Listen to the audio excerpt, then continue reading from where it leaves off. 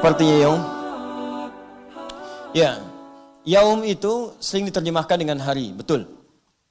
Dalam bahasa ilmu nahwu disebut dzaraf, dzarfuz zaman. Dzaraf itu sesuatu yang bersandar, nempel, dekat. Dekat, ya. Ini ditunjukkan dengan waktu. Yaum, kemudian ad-din. Kata yaum disandarkan dengan kata ad-din. Ad-din saya terangkan tadi, sesuatu yang memiliki sifat balasan. Jika baik dibalas baik, jika jelek kemudian mendapatkan konsekuensinya. Mengelola harta baik dibalas, mengelola kedudukan baik dibalas. Kalau jelek dapat konsekuensi dari itu semua. Sebelum ada kata ini, kemudian dilekatkan kata yaum, dzarfuz zaman. Dzaraf menunjuk kepada waktu. Az-zaman. Dzaraf pada mulanya sesuatu yang menempel, lekat. Ya, nempel, lekat, menaungi pada yang lain. Ya, karena itu dalam bahasa Arab, amplop dalam bahasa Arab disebut dzaraf namanya. Ya, kenapa? Karena setiap yang dimasukkan dalam amplop itu nempel dengan amplopnya. Dinaungi di dalamnya. Di sini Allah Subhanahu wa taala menjadikan yaum bentuk waktu nempel dengan kata ini. Ya, untuk menunjukkan sesuatu yang sangat dekat, lekat dan sifatnya pasti.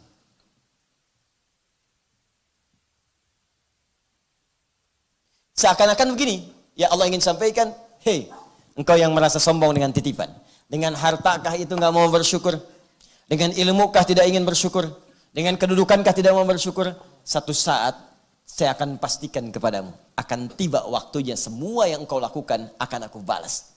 Dan aku pastikan kepadamu, waktunya akan begitu dekat denganmu. Waktunya akan begitu dekat denganmu. Begitu kematian datang, aku dekatkan semua apa yang telah kamu lakukan kepadamu. Makanya banyak amalan-amalan kita itu, maaf ya, di penghujung hidup kita saat sakaratul maut ditampakkan oleh Allah Subhanahu wa taala untuk menunjukkan kedekatan balasan itu dengan apa yang telah kita kerjakan. Jadi kalau terbiasa berbuat jelek, nanti semua ditampakkan. Makanya banyak orang-orang berbuat maksiat itu di hujung hidupnya itu sebelum wafat seringkali melakukan sesuatu yang kadang tidak sadar bagi kita untuk memahaminya. Ada yang teriak-teriak, ada yang ketakutan, ada yang macam-macam dan sebagainya karena ditampakkan perbuatan-perbuatan kebiasaannya. Maka kalau ingin tenang, biasakan yang baik-baik. Salat, baca Quran. Makanya panggilan wafatnya pun tenang. Ya ayyatuhan nafsul mutmainnah. Hei jiwa yang sedang tenang. Kenapa tenang dia? Karena ditampakkan semua kemuliaan amalnya. Saat ditampakkan, itu ditampakkan surganya. Saat terbayang surga dengan keindahannya, tak sadar nyawanya sudah keluar dari tubuhnya. Ada yang dicabut sampai gak kerasa. Cabut aja.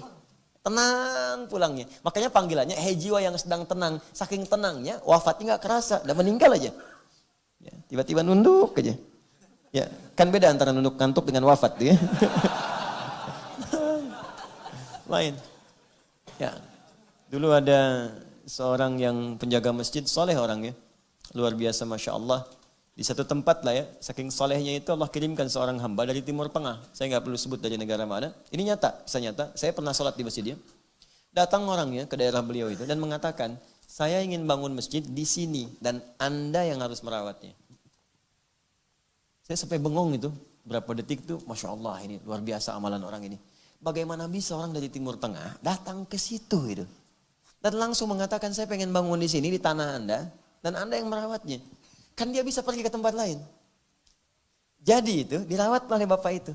Dan sepuh jadi kakek. Dirawat, Masya Allah. Panggilannya engkong. Itu azan, beliau azan. Buka, beliau yang buka. Tutup, beliau yang tutup. Bersihkan, beliau yang bersihkan. Dan hampir nggak mau dibantu. Orang mau bantu silakan, tapi beliau yang maksimalkan. Ya maksimal. Sampai indahnya itu Ramadan terakhir. Ya Ramadan terakhir. Hari Jumat kalau saya nggak keliru, ba'da asar. Hari Jumat, ba'da asar, Ramadan yang terakhir. Ya, dalam hidupnya. Apa yang terjadi? Ba'da asar itu sambil nunggu zikir, menjelang buka, sambil tiduran. Merem-melek itu ya. Ya ayyatuhan nafsul mutmainnah. Allahu Akbar. Saat sedang merem-melek tiduran, datang panggilan sampai pulang. Wafatnya di tempat yang paling mulia, masjid, di waktu yang sangat mulia, dalam amalan zikir yang sangat mulia. Kembali kepada Allah Subhanahu wa taala. Indah. Ya, itu hati-hati bagian belakang tuh, merem-melek, meninggal.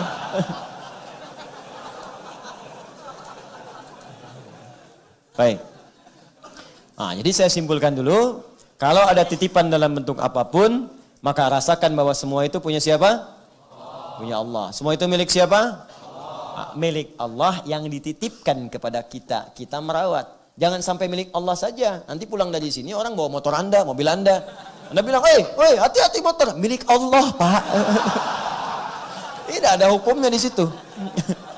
Ada hukumnya. Ya, saya punya dulu ada beberapa titipan wakaf itu ya. Ada kamera, ada macam-macam. Dibawa sama sekelompok orang. Ya, saya katakan, itu barang wakaf. Kan wakaf itu milik umat katanya. Siapa aja boleh pakai. Waduh, kalau cara berpikirnya begitu, barang-barang di masjid habis semua gitu kan, karena milik umat. Hati-hati, hati-hati. Dititipkan pada kalangan kelompok tertentu untuk dikelola, makanya diminta pertanggungjawaban. Berlakulah kemudian hukum muamalah di situ. Jelas sampai sini? Sekarang pertanyaannya, bagian terakhir. Jika semua milik Allah dan dititipkan kepada kita, ditugaskan kita untuk merawatnya, dan yang paling dahsyat, dijanjikan kalau benar kita menggunakannya, maka semua itu akan dikembalikan kepada kita berupa kepemilikan. Contoh gini, titip ya mas, misal. Kemudian oleh beliau dikelola titipan saya. Dijaga, rapi, ya dan seterusnya. Kemudian dikembalikan kepada saya. Saat dikembalikan kepada saya, apa yang saya ucapkan? Terima kasih ya. Jawabannya apa? Sama-sama. Mungkin saya kasih bagian dari uang, atau harta tertentu, tapi benda ini kembali kepada saya. Itulah sifat manusia. Makhluk begitu. Kalau dititipkan, dirawat dengan baik, dibalikin ke kita, diucapkan terima kasih oleh kita. Atau kita memberikan bagian dari upah. Nitip motor, keluar dari titipan, kita kasih, ucapkan terima kasih Pak. Gitu kan? Antum kesini kan? Dijaga, dirawat baik-baik motornya. Pulang dari sini untuk ucapkan terima kasih Pak. Sama-sama, ada yang infak, ada yang macam-macam. Ya, tapi kan motornya tetap di bawah lagi. Jelas kan? Gak ada orang pulang datang pakai mobil Xenia yang tadi, ya. Pulang-pulang gak dibawa, makasih Pak, gitu kan? Gak ada kan? Mobil bawa lagi. Itu sifat manusia. Tapi Allah beda. Ketika Anda benar-benar merawatnya dengan baik, titipan itu digunakan sebaik-baiknya sesuai dengan apa yang Allah inginkan, maka semua benda tadi, bahkan semua titipan tadi, bahkan yang sifatnya titipan bernyawa, anakkah itu, istrikah itu, suamikah itu, bapakkah, ibukah, cucukah, semua akan Allah berikan nanti dengan nilai kepemilikan, bukan titipan lagi. Bukan titipan lagi. Bahkan yang Anda nggak ketitipin pun di dunia, Anda nggak dapat titipan itu. Tiba-tiba saat kembali kepada Allah, Anda membayangkan itu pertama kali ke surga. Terbayang oleh Anda, langsung diberikan sebagai hak milik, bukan titipan lagi. Anda datang ke sini teman-teman sekalian, begitu lewat ada bakpao. Ya, bakpao sebelah kiri, ke pojok sebelah sana, kan kosong. Mau lewat, uang gak bawa. Waduh ya Allah, rasa kacang baunya udah kecium. Yang coklat kelihatan, yang ayam sudah menggoda-goda. Ya kan? Mau minta ke orang gak enak gitu kan? Baik, mau lewat duit gak ke bawah. Ya Allah, doa tuh. Begitu saat maghrib, bakpao. Ya Allah, bakpao. Allahu Akbar. Ya di bawah teringat dia, gak dapat titipan itu, gak kemakan sama dia. Ikut salat, ikut ta'lim. Begitu pulang, meninggal. Wafat misalnya, wafat dalam keadaan baru pulang dari taklim, lewat situ, udah lewat gerobaknya, bapak habis, meninggal lagi, kan? Wafat dia, masuk surga. Saat masuk surga pertama kali, ingat dia bakpao itu. Ingat, padahal dia nggak dapat titipan bakpao itu, tapi dia ingat dengan itu. Apa yang terjadi? Kalimat Qur'annya jelas, Quran surah kedua ayat 25. Wa utubihi mutasyabiha.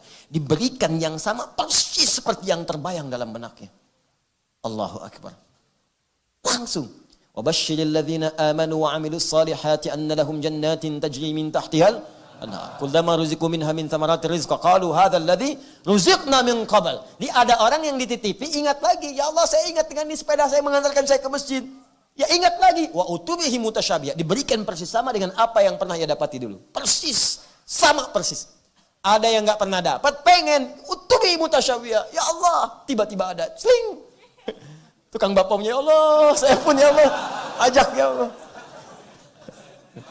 Jelas ya?